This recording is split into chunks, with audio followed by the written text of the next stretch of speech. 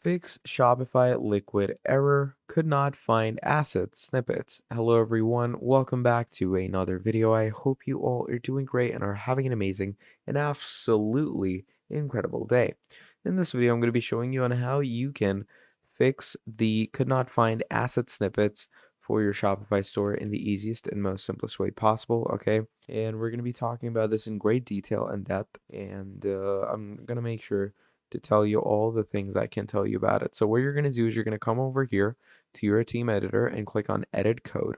Now, once you click on edit code, let's say there's a random snippet that we can find. So let's say, we have theme liquid. And in theme liquid, there's some certain code or some certain snippet you can find. Now, to fix some issue like that, or to fix some error like that, what you can do is you can go into any certain code. Okay, here you're gonna write, okay, you're gonna add these bars. You're gonna write in percentage dash, you're gonna write comment, okay? You're gonna do dash again, percentage, and you're gonna add this. Now what this does is it will basically create a comment, okay? So this starts a comment reel. So everything under this is a comment, okay? Everything under this is a comment.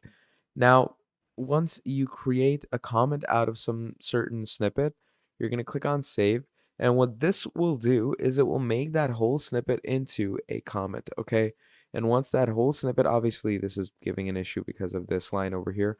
But yeah, once you create a whole snippet into a comment, that issue where it says could not find asset snippets will disappear for you. So that's pretty much about it. Thank you for watching, and I'll see all of you next time. Goodbye.